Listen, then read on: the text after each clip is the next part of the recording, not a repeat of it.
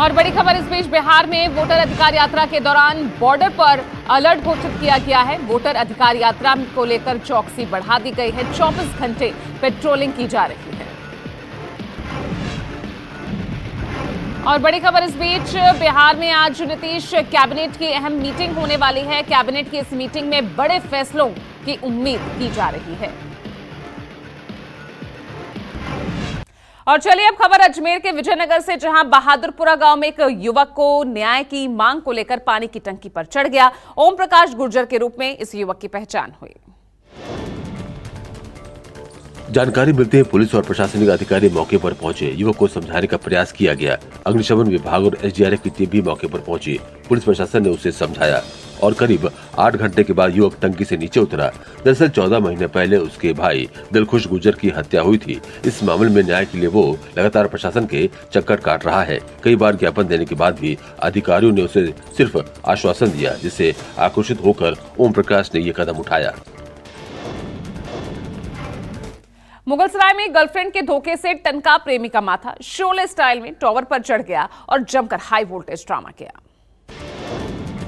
प्रेमिका के धोखे से नाराज युवक मोबाइल टावर पर चढ़ गया। इलाके में हड़कंप मच गया। भारी भीड़ इकट्ठा हो गई। जानकारी मिलते ही पुलिस और फायर ब्रिगेड की टीम मौके पर पहुंची।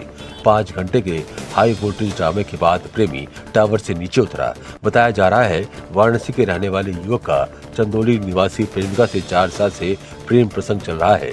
दोनों के परिजनों को पता चला तो दोनों के परिजनों को नागवार गुजरी और वो विरोध पर उतारू हो गए। प्रेमिका के घर वालों ने प्रेमिका को भी प्रेमी के खिलाफ कर दिया है। खबर अगली उत्तर प्रदेश के हमीरपुर से, जहां तीज महोत्सव में जमकर फुहड़ता परोसी गई। यहां सांस्कृतिक मंच से बार बालाओं ने जमकर ठुमके लगाए।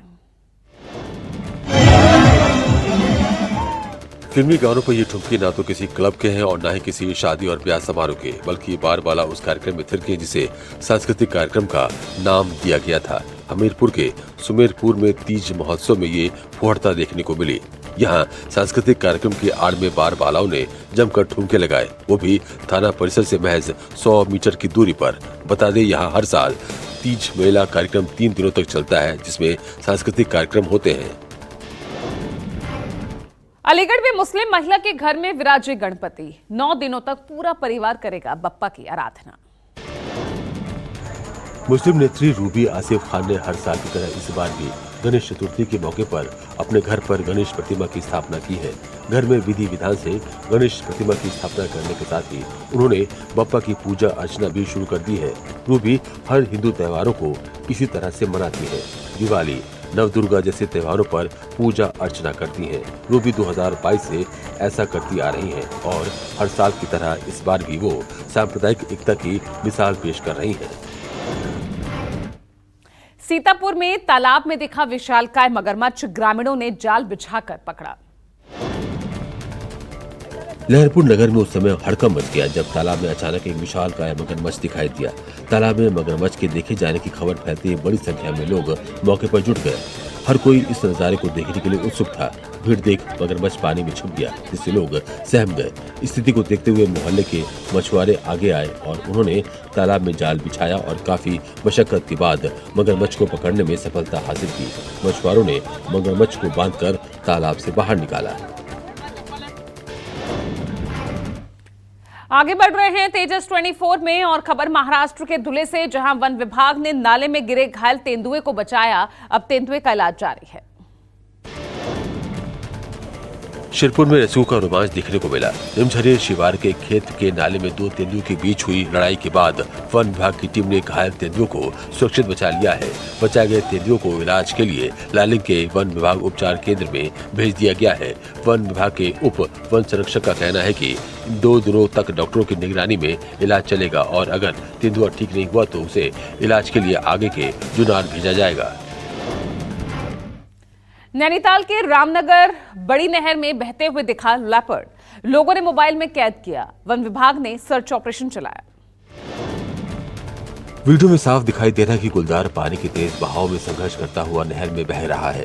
मामले की जानकारी मिलते ही वन विभाग की टीम को मौके पर भेजा गया। नहर में सर्च ऑपरेशन चलाया गया, लेकिन टीम को गुलदार नहर में कहीं नहीं मिला। माना जा रहा है लेपर्ड एक अच्छा तैराक होता है, ऐसे में संभवतः वो नहर से सुरक्षित निकलकर जंगल की ओर चला गया होगा। उन्होंने स्थानीय लोगों से अपील की है कि अफवाह न फैलाएं और अगर लेपर्ड कहीं दिखाई दे तो तुरंत वन विभाग को सूचना दें। चमोली में भारत चीन सीमा को जोड़ने वाले हाईवे पर दरकी पहाड़ी भूस्खलन की वजह से रास्ता बंद हुआ। भूस्खलन होने से लाता और भला गांव के बीच भारी मात्रा में मलबा और बोल्डर हाईवे पर आ गए। दूर से ही धूल का गुब्बार उड़ता हुआ दिखाई दिया। अब यातायात पूरी तरह से ठप हो गया है।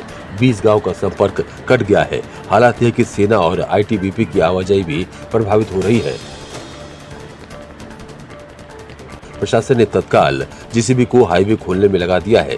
बड़े बड़े बोल्डर होने के कारण हाईवे आज शाम तक खुलने की उम्मीद है। उत्तरकाशी में नगुड़ के पास भयंकर लैंडस्लाइड हुई। करीब 3 घंटे तक बंद रहा गंगोत्री हाईवे। नगुड़ के पास पहाड़ी से अचानक भारी भूस्खलन हुआ, जिस समय लैंडस्लाइड हुआ मानो पूरा पहाड़ नीचे उतर आया हो। इसके साथ ही गंगोत्री हाईवे पर डबरानी के पास सड़क पर आवाजाही करीब 4 घंटे बंद रही, जिससे दोनों तरफ वाहनों की लंबी कतार लग गई। हालांकि दोनों तरफ मशीनें तैनात थी, जिससे कड़ी मशक्कत के बाद यातायात का संचालन किया गया।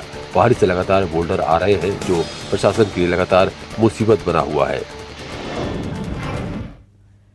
चंबा में भारी बारिश और भूस्खलन से मणि महेश यात्रा स्थगित की गई। हजारों श्रद्धालु फंसे हुए हैं और श्रद्धालुओं ने शेयर की है तबाही की तस्वीरें। यहाँ पर हजारों की संख्या में श्रद्धालु भरमौर, हंसर और मणि महेश के रास्ते पर फंसे हुए हैं। यात्रा को फिलहाल स्थगित कर दिया गया है। वहीं अब एनडीआरएफ की टीम ने मोर्चा संभाला है और मणि महेश यात्रा में बड़ा रेस्क्यू अभियान शुरू कर दिया गया है। अब तक 3280 से ज्यादा लोगों को रेस्क्यू किया गया है। इनमें 280 बच्चे शामिल हैं। भरमौर एनएच का नामो निशान मिट गया है। कई जगह भूस्खलन के कारण सड़क बिल्कुल गायब है, तो कुछ जगह रावी नदी में एनएच का निशान बाकी नहीं छोड़ा है। प्रयागराज में तेजी से बढ़ रहा गंगा यमुना का जलस्तर आम लोगों का जीना दुश्वार हुआ। प्रशासन और एनडीआरएफ की टीमें लगातार राहत और बचाव कार्य में जुटी हैं, ताकि लोगों को सुरक्षित स्थानों पर पहुंचाया जा सके। गंगा यमुना में लगातार बढ़ रहे जलस्तर से लोगों को तमाम दिक्कतों का सामना करना पड़ रहा है। बढ़ते जलस्तर से न सिर्फ घर घाट प्रभावित हो रहे हैं, बल्कि स्वास्थ्य संकट का खतरा भी बढ़ गया है। अंतिम संस्कार स्थल भी चपेट में आ चुका है। दारागंज घाट पूरी तरह जलमग्न हो चुका है। स्थिति ऐसी है कि परिजन अब शवों का अंतिम संस्कार सड़कों पर करने को मजबूर है। और अब खबर बलिया से, जहां बाढ़ से अब भीषण कटान जारी है। पक्के मकान के जमींदोज होने की तस्वीरें भी सामने आ रही हैं। गांव में घुसे बाढ़ का पानी से अफरा तफरी के बीच ये एक्सक्लूसिव फुटेज सामने आया है, जिसमें कटान से पक्के मकान गिरते नजर आ रहे हैं। डरे समय लोग अपने सामान समेटकर इधर उधर भाग रहे हैं। बाढ़ पीड़ितों का आरोप है कि कोई अधिकारी अब तक नहीं पहुंचा है, लेकिन डीएम साहब कह रहे हैं जिला प्रशासन की नजर में है। नहीं, ऐसा नहीं है, ऐसा नहीं। हमारी टीमें वहाँ मुस्तैद हो गई हैं। हम लगातार नज़र रखे हुए हैं और हम आश्वस्त करते हैं कि किसी भी ग्रामवासी को वहाँ हम किसी प्रकार की कोई परेशानी नहीं होने देंगे। राजस्थान के जोधपुर में बारिश से आहत के बाद अब तेज बहाव के साथ पानी इमारतों और घरों में घुस चुका है। सड़कें दरिया बनी नजर आ रही है। जोधपुर के भीतरी शहर में पानी के तेज बहाव से सड़कें दरिया बन गई हैं। कई इलाकों में पानी नदी की वेग की तरह बहता नजर आ रहा है। घरों के बाहर खड़े कुछ दुपहिया वाहन पानी के इस वेग से बह गए। मुख्य रेलवे स्टेशन परिसर में आधा फीट अधिक पानी भर गया है। परिसर की स्थिति तालाब जैसी बन गई है, जिससे यात्री परेशान हो गए हैं। जोधपुर में जगह जगह ये हालात लगातार बने हुए हैं, क्योंकि मौसमी प्रहार और बारिश की मार जारी है।